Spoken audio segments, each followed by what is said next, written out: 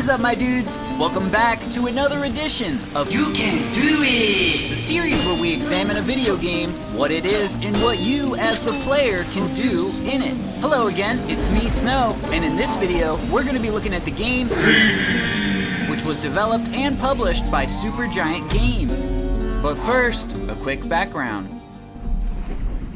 Hades is a roguelike hack-and-slash style dungeon crawler game based on Greek mythology, presented in an isometric view where, once you die, you have to start back at the very beginning. Oh, shit. Here we go again. In this game, you play as Prince Zagreus, the son of Hades. That's the title. Who is the god of the Underworld. Name is Hades, Lord of the Dead. Zagreus, who feels like he doesn't belong, sets out on a mission to escape hell and discover more about his family and himself. I don't know who I am. However, in order to escape, he must fight through 4 different levels of the Underworld, which are random series of chambers filled with random enemies. Random! Which his father Hades assures him that he will never get through successfully. Stupid boy, you shall never reach the surface. Alright, enough background. Here's what you can do in Hades. And we'll start off with basic movements and actions and combat, where you can run, dash, walk in certain areas, and press the interact button in order to talk, listen, buy things, play an instrument, and escape. Escape, escape, escape! Also, you can fight,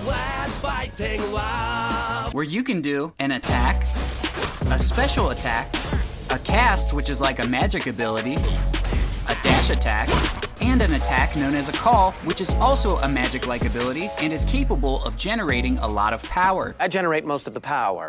Now let's move on to the actual weapons you can use throughout an escape or run, As they say. where you can use a sword for striking and nova smashing, a spear for stabbing and throwing, a shield for bull rushing and throwing, a bow for firing and volley firing, a gun for shooting and grenade launching, and twin fists for punching and uppercutting. I punched the out of him in the back with an uppercut. Also, you can unlock different versions of your weapons, like this shield, which lets you throw it out slowly as it continuously hits enemies, this bow that lets you combine your normal attack with your cast attack, and this gun that shoots a laser instead of bullets. I can't wait to shoot that And during a single escape, depending on your luck, you can upgrade your weapons, like upgrading your grenade launcher attack to shoot 3 shots, or upgrade it to a bazooka. Another example is that you can upgrade your spear so that it has a wider range, or you can upgrade it to a bazooka.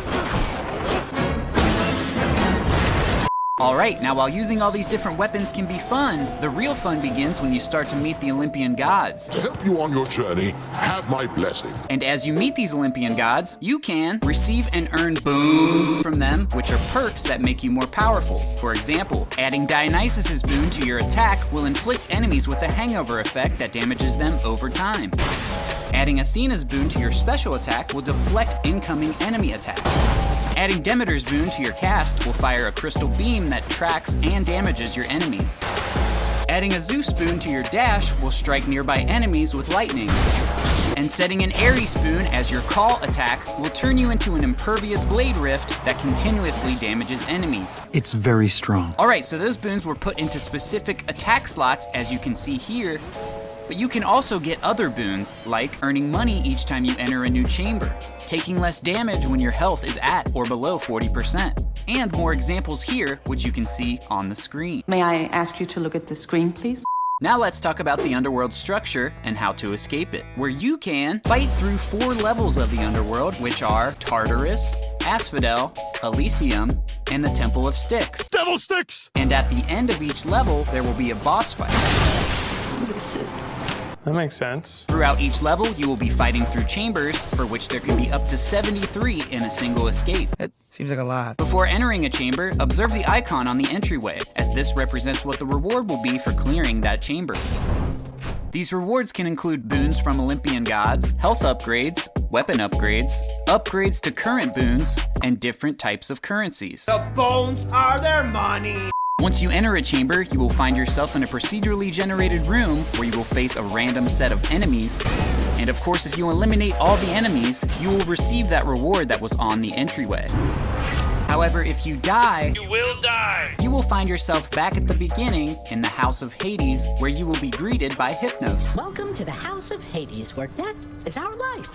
And when you return to the House of Hades, you can walk around and talk to different characters like Nyx, Achilles, Megara, Thanatos, Dusa, Hades, and your pet Cerberus, the three-headed dog. He's a good boy. Talk to the house contractor to buy upgrades throughout the Underworld, and also buy different cosmetics to spice up the House of Hades. They'd strike fear into these worthless shades. Trade different currency, Fair trade. and head to your bedroom where you refuse to sleep, I'll sleep when I'm dead. and check the current list of objectives. I broke free after all. Also look in the mirror in order to upgrade your skills, like getting more lives throughout an escape, getting more dashes, more health, and more money. Dollar bills, y'all. Alright, now some of your favorite times playing Hades will be when you can talk smack right before a boss fight, Realized I didn't want a future for myself that didn't include crushing you repeatedly like this. get roasted by Hypnos, You have died 100 times since I've been keeping score, since I've been keeping track. check out how many times you've tried to escape, Nice. check again later, Nice. give gifts to different people to build relationships, potentially even romantic ones, Thought you'd never ask, but I'm glad you did. Make it sexy. and eavesdrop on different souls to learn that they died from a brawl, a stabbing, old age, heart failure, snakes, drowning, a beetle, and a falling tortoise. What a way to go. Also, you can fish. I got a car. Alright, now with all that being said, if you're a fan of roguelike games or Greek mythology, but even if you're not, Just try it. you have around 20 hours to complete the main story, or over 100 hours to get all the achievements like I did. Sheesh. You enjoy fun gameplay that never feels stale because there are so many possible variations each run. Oh yeah, a ton. You like a good grind where you can strategize how to equip the right weapons, boons, and upgrades to maximize your power. Strategery. And you like innovative storytelling, awesome voice acting, music, visual effects, and art style. Then I think you'd agree with me when I say, yes! Great game! Alright, there you have it. Those are some of the potential things that you can do in Now, if I missed anything, if you have any questions about what more you can do in this game, or if there are any games you would like to see in an upcoming You Can Do It video, let me know in the comments. Anyways, thanks for watching, and if you enjoyed this edition of You can do it! please like this video and subscribe if you haven't, as it does help me out. It really does. Alright, thanks again, and enjoy this outro from Ahmad. Thanks, dude. To sum up my thoughts on Hades, there's a quote out of Homer's Iliad that I'd like to read in the traditional Greek to minimize translation error. Giati ise akomo ero kai giati den eklias argose akomo tonadi, which translates roughly to, why are you still here, and why aren't you playing Hades?